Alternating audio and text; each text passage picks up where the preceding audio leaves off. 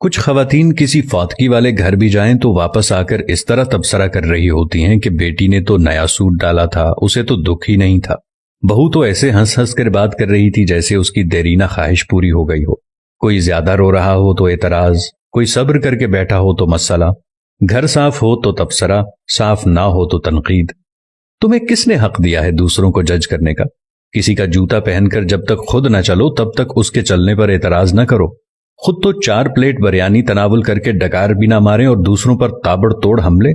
خدارا رحم کریں، کم از کم سوگ میں شامل نہیں ہو سکتی تو بلا وجہ ان کی عزت بھی نہ اچھالیں۔ یہ وقت سب پر ہر گھر میں آنا ہے اور آتا ہے۔ ہمارے مرد حضرات بھی کچھ کم نہیں، 2 لفظ تعزیت کے تو ٹھیک طرح سے بولنے نہیں آتے، اور سیاسی تھیٹر ایسے سجا کے بیٹھ جاتے ہیں کہ فاتگی پر نہیں الیکشن کیمپین پر آئے ہوں۔ جس کے سر سے باپ کا سایہ اٹھا ہے کوئی اس کی بھی تو دلجوئی کرے، اس کے غم کا مداوع بھی تو کوئی کرے، لیکن ہمیں کسی کے غم سے کیا؟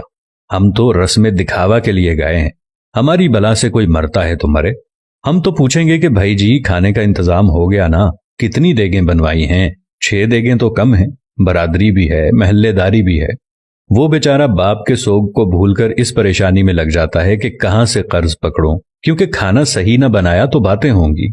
ساری زندگی باپ کا کھایا، مرنے پر روٹی بھی صحیح نہ دے سکا۔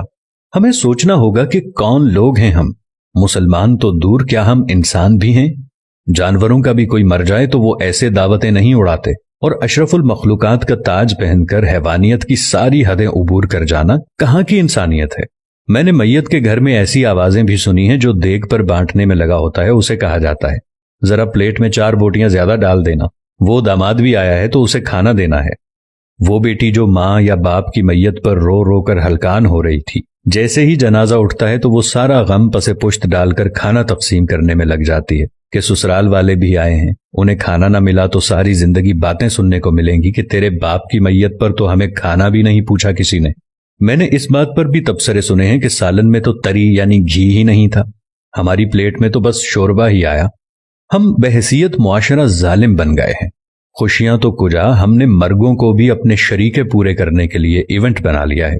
جب میں کہتا ہوں الہی میرا احوال دیکھ، حکم ہوتا ہے بندے ذرا نامہ اعمال دیکھ۔